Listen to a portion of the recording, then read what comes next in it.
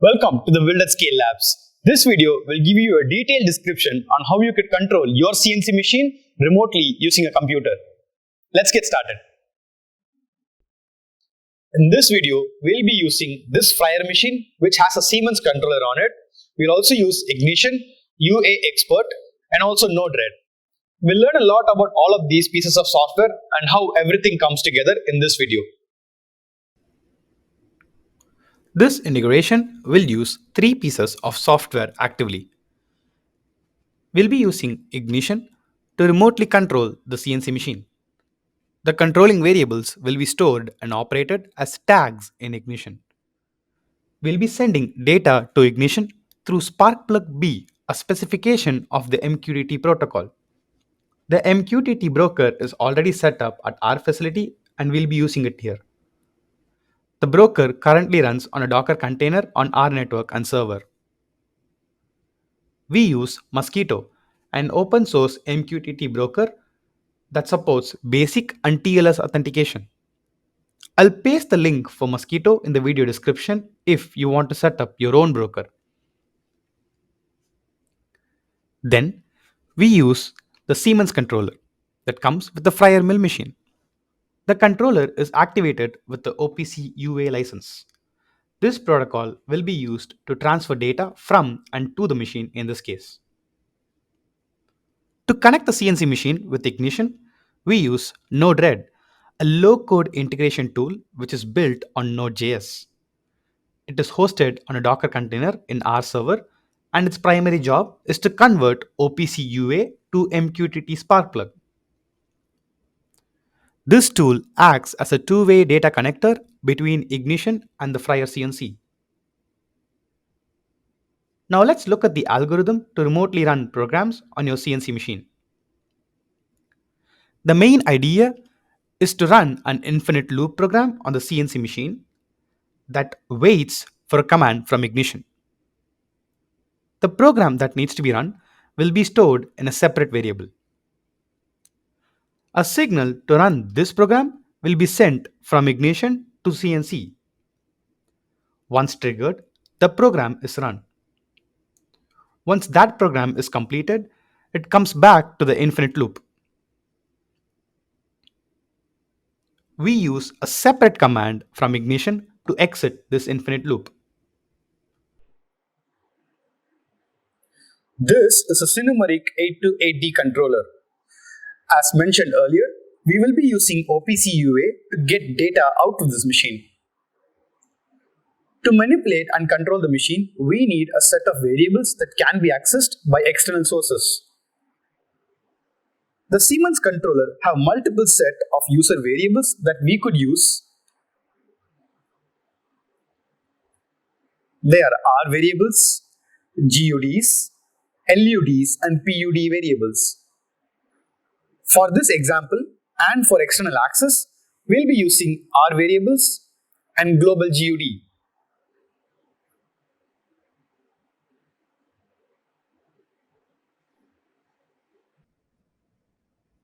R variables are arithmetic, meaning they only accept numbers as their assigned values.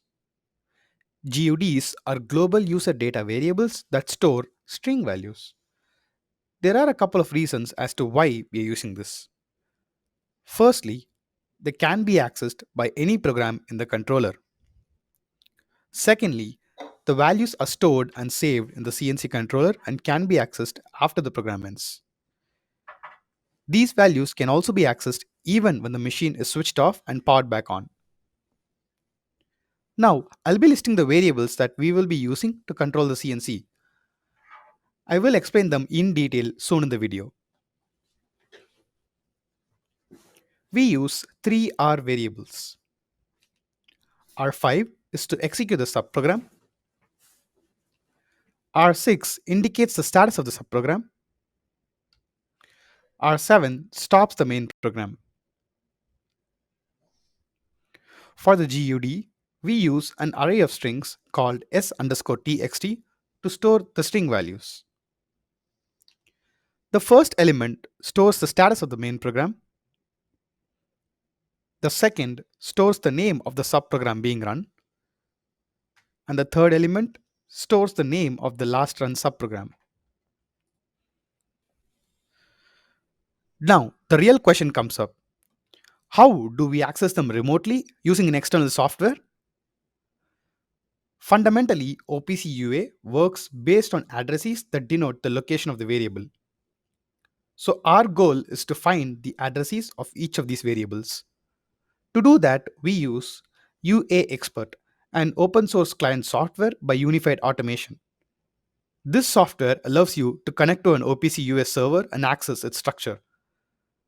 Here, our server is our CNC machine. Now let's look at how we could use this to connect to the CNC and identify node IDs of our variables.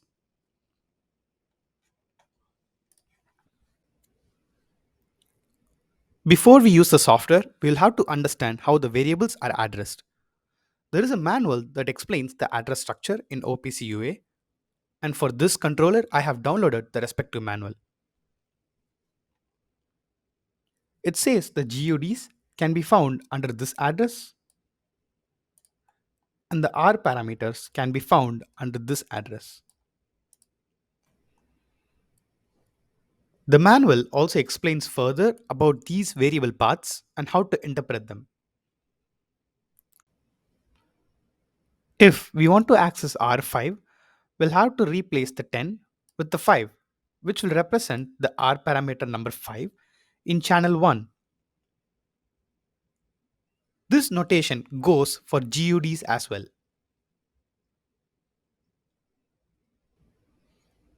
This is the opening interface of UAExpert. To add your CNC, go to this plus button, go to the Advanced tab, and fill in these details. The endpoint URL typically starts with opc.tcp. The default port through TCP for OPC-UA is 4840.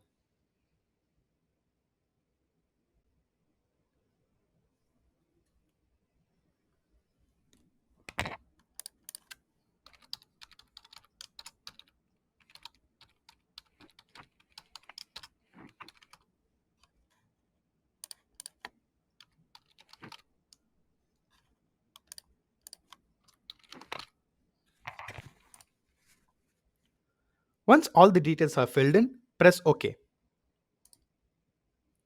If the connection is successful, these objects will be visible. This is the tree structure of the OPC-UA server.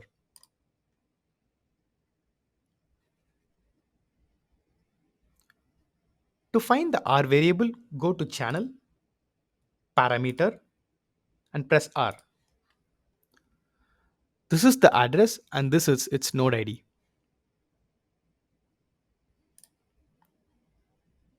For the GUD, go here and press s_txt. This is the address and this is its node ID.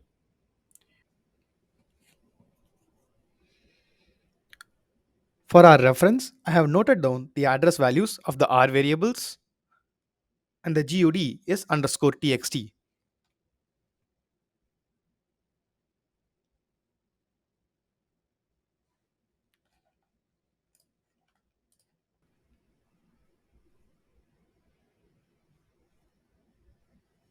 In OPC-UA, we use an inherent feature called methods to perform certain actions. We have multiple methods. The two main methods that we will be using are read var and write var, which means read variable and write variable. This is the node ID for accessing these methods. For read, we need to enter the address of the variable.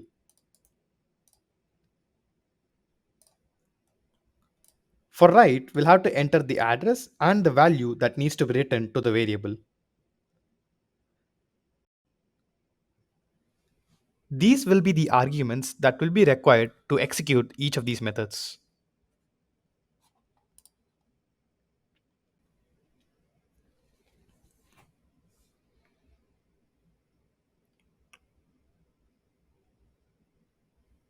Now, I'll be noting the node IDs of the methods for our reference. This is for read var and this is for write var. Now we know the variables and the methods to be used. Other methods for user management and file management can also be used if required.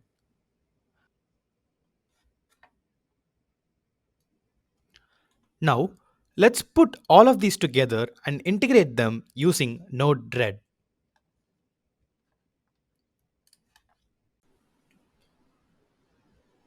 This is the Node-RED flow that I developed.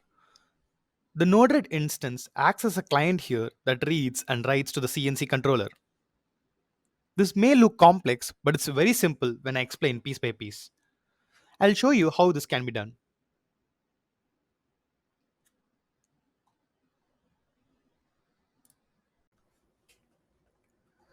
Let's start with the OPC node here. We'll predominantly use this client node here to execute methods.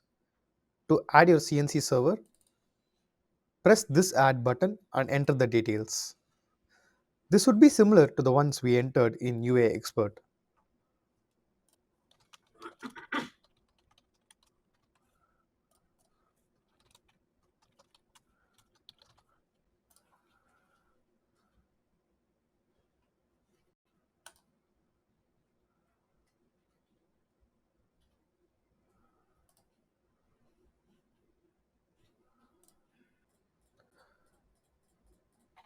Now, let's try to read the value of one variable from the CNC machine. For this, we will be using the read method. Now, how do we call this method? We use the function node to write a custom input message in JavaScript. We then send this message to the OPC client node and check if it works.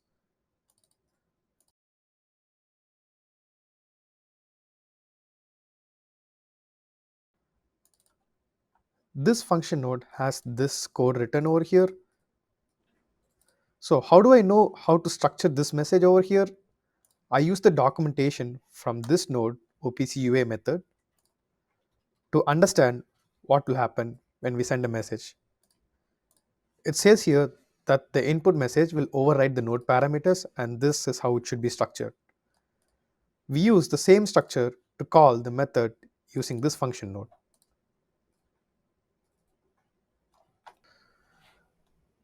This is the object ID which can be taken from UAExpert as per below screenshots. This is the method ID.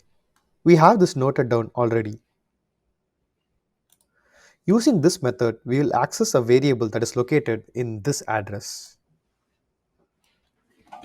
Here, we are trying to access R5.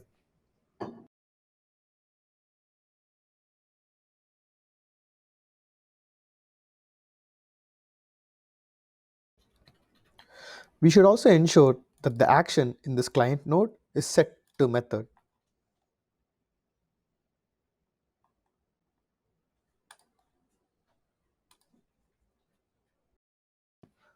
Let's test this out by triggering the flow manually using this inject node.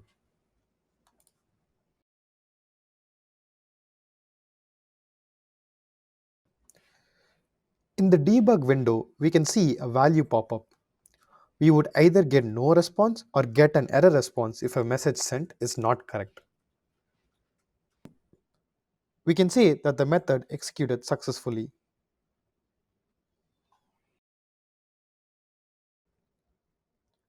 Similarly, we indicate the addresses of each of these variables in separate function nodes. The value of the address variable arg0 value will change and its respective topic. The rest of the code would be the same. I'm showing all of them now. If you want to read them individually, please pause the video in between.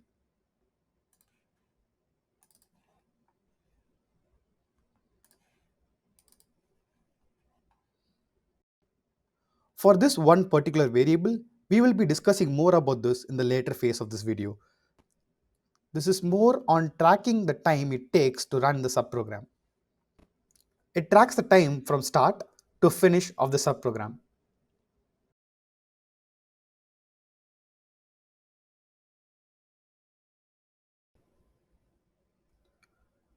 To obtain the values of each of these variables on a regular basis, we need to ping the OPC node repeatedly. To set this up, we use the inject node here. This time indicates the frequency of our request to the OPC server for a response. To make sure the server doesn't crash, we tested this value with multiple other values and we found out that 0.3 will be ideal. That is, we will be sending 10 requests in 3 seconds.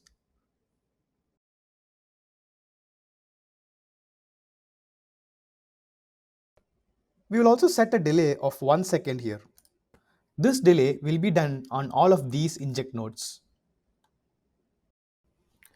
This delay is done on purpose. Why, you may ask? This is because the first message that needs to be sent must be the birth message for Sparkplug B. This will create the tags in Ignition. The following messages will update the values of each of these tags accordingly. Now, let's move on to the Sparkplug implementation to explain further about this.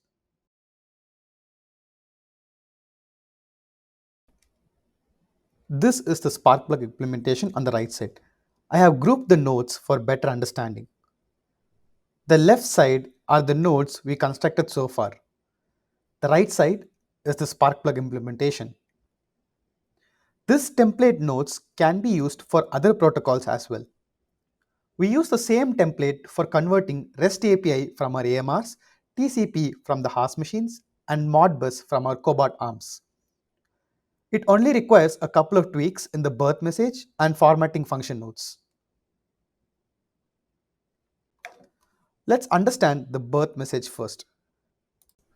We should trigger the birth message only once. We use this feature to inject the message in zero point 0.1 seconds once the flow is deployed.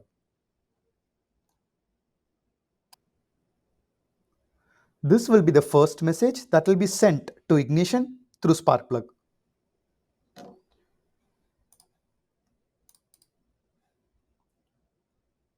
Message.definition will have the definition of the birth message and this is its structure. Each of these are data structure that specify its properties. Let's take the first one as an example.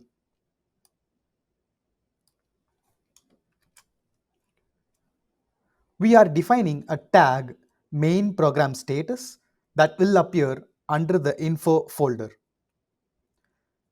It is of data type string and its properties are that it is a read-only tag.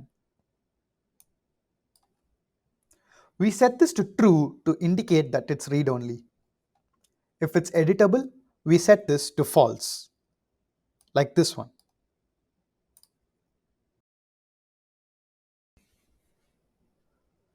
Similarly, we set up the other tags below.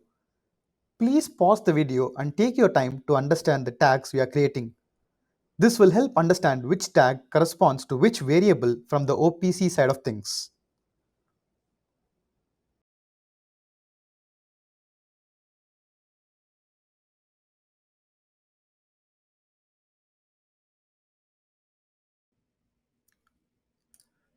This definition message is sent straight to the Sparkplug node.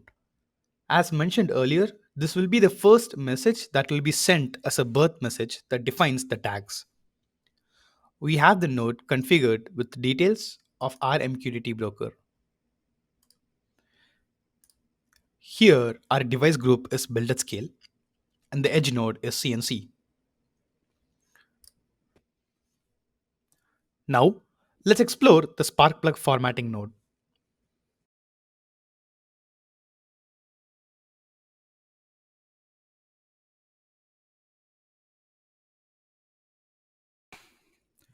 This node is where the magic happens.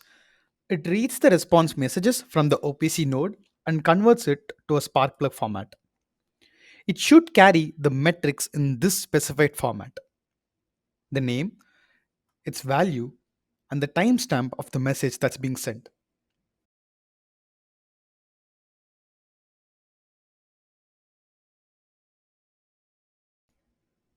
I also use this node to parse my data and assign the name of the tags using the topic variable.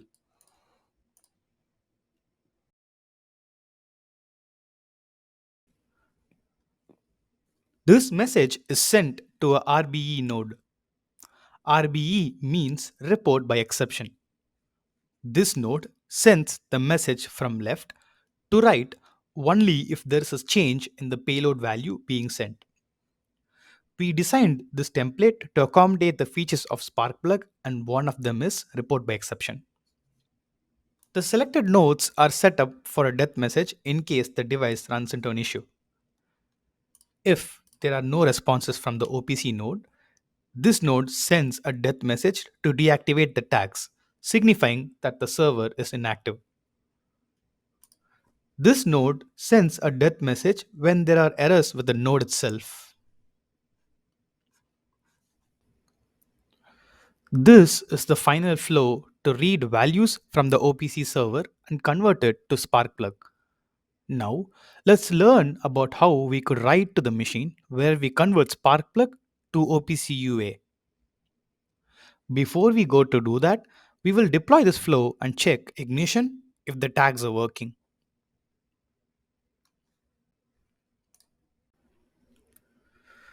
This is Ignition Designer. The broker is already configured in this Ignition instance.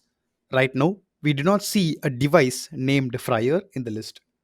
We will see the tags pop over here once we deploy the Node-RED flow.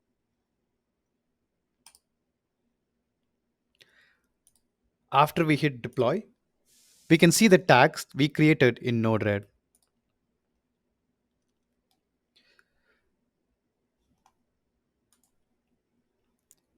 I disabled the OPC node here, meaning I stopped sending messages to Ignition.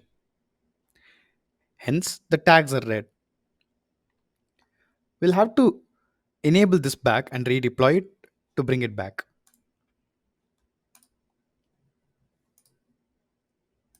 Alright, the tags are back. Now, let's try to change the value of the tags. I'm trying to change program name to 10001 from 10002. If prompted, you will have to enable write mode to change the tag values.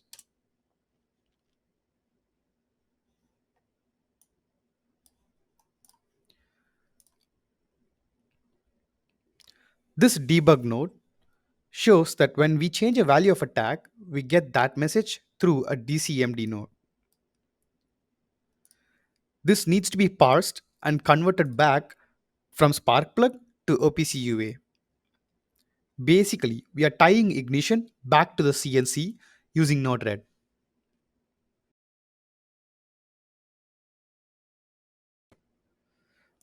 This below flow explains the conversion of the Sparkplug message to OPC-UA. We route this DCMD message to this switch node. This filters the messages based on the tag name, which is stored in this property.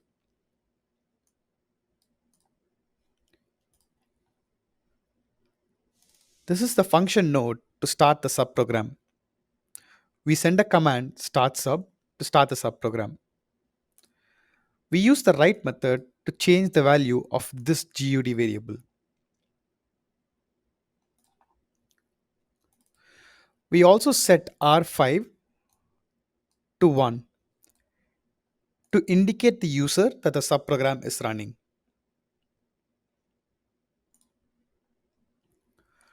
To stop the main program, we send the command stop.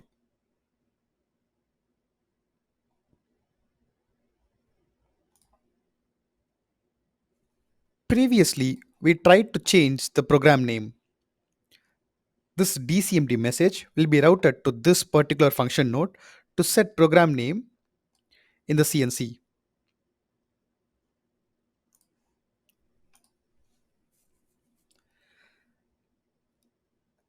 The commands that we do over here will make sense when I explain the main program.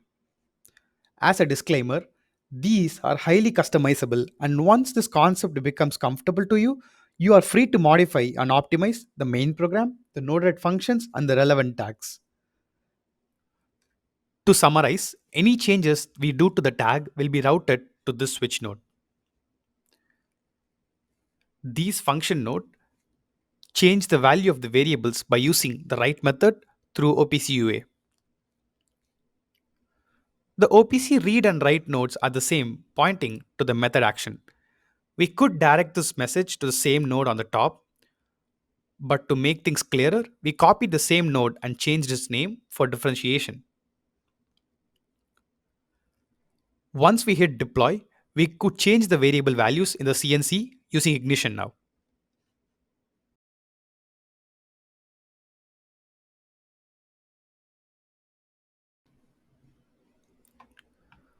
Now, let me try changing the program name to 10001.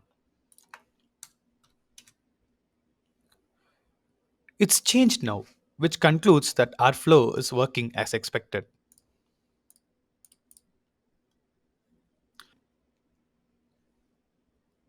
Now, I'll explain the main program so that we can understand this flow that we discussed now.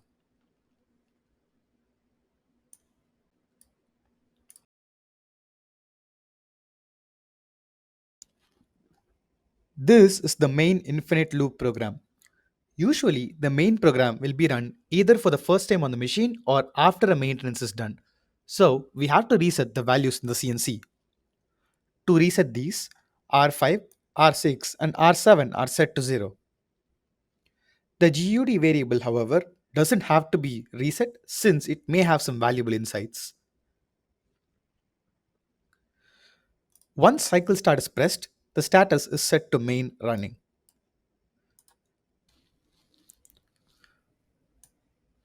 Start FIFO is issued to start look ahead. This is to process variables stored in the CNC buffer. If we don't include this line, it doesn't call the subprogram since the line after this has stop pre, which limits look ahead. Looking ahead is the default way, but we have to limit them in certain lines. If stop pre is mentioned in the program to limit look ahead, then we'll have to use start FIFO to enable it back. We will discuss more about this once we get to that line.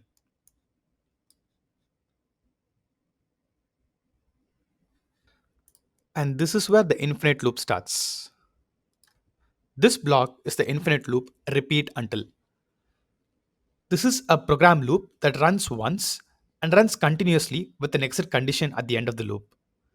The loop is terminated when we set this variable to stop.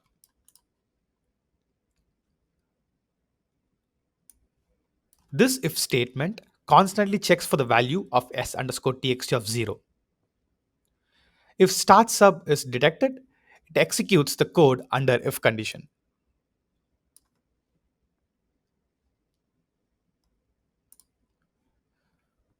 Once it goes into the loop, this value is set to sub running, implying the start of the subprogram. Then R6 is set to 1, which also implies that the subprogram is running. This line starts the time trigger.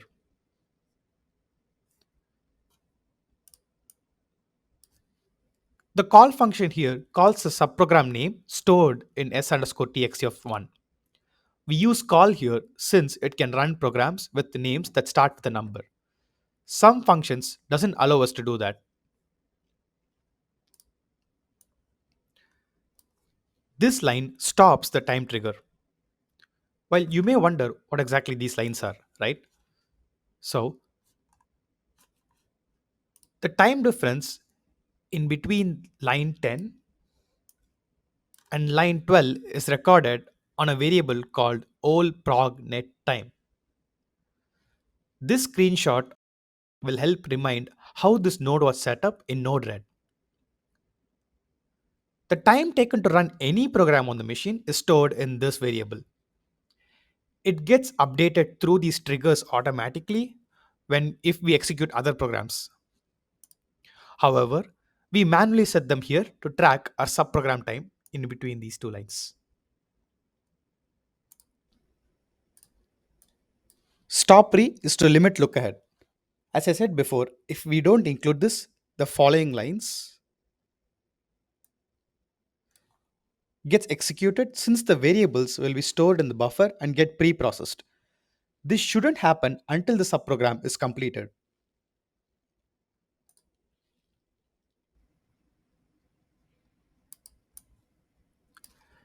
This line sets s_txt of 2 to the program that just finished running. Here we set R5 and R6 back to 0 to reset the tags for the next subprogram run.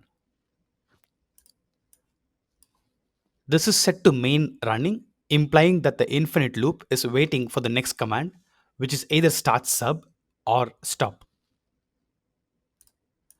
Here we end the if statement. And as mentioned before, this is the exit condition of the repeat loop. If the value stop is set, then the infinite loop is terminated and it goes to the next line. And is_txt of 0 is set to stopped, and R7 is set to 1, indicating that the main program is stopped, and M30 ends the program. A point to note is that we have manual doors. Hence, our PLCs are set up with an additional layer of safety. That is, if the door is opened while the main program is running, it gets interrupted. To restart the main program flow, we would have to press cycle start again on the machine after closing the door. This wouldn't be a problem if your CNC has automatic doors and variables that can be accessed to monitor this. We'll have to include them wherever necessary, and your CNC programmer will know more about this. This can also be used in Ignition to track the doors and use the tag for robotic machine tending. We have a Haas machine that has a robot attached to it, and it could do this.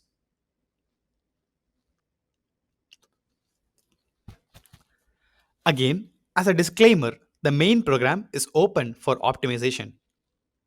If you think certain lines could be changed, or if the variables that I used here are redundant, please feel free to add or remove lines as per your use case. I have two subprograms that just starts the spindle and rotates it for 15 seconds. 10001 runs it at 300 rpm and 10002 runs it at 600 rpm. Now I'll start the main program, come back to my system and remotely control the CNC.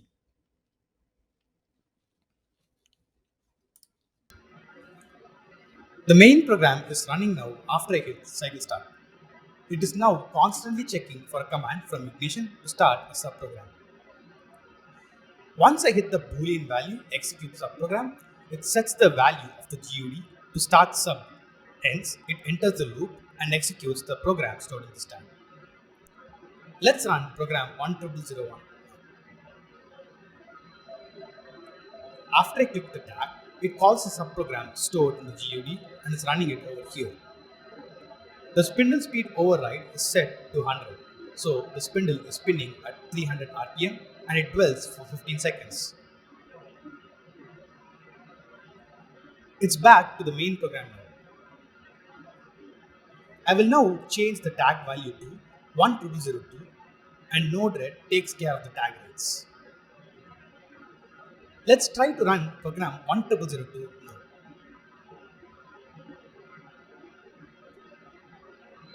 We could see that the program 10002 is executed running the spindle at 600 rpm.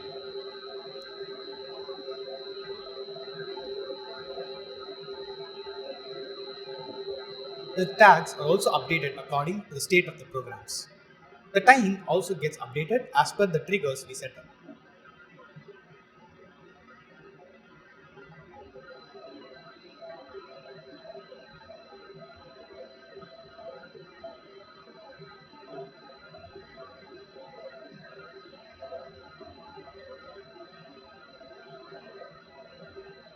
Now, let's stop our main program to exit this loop.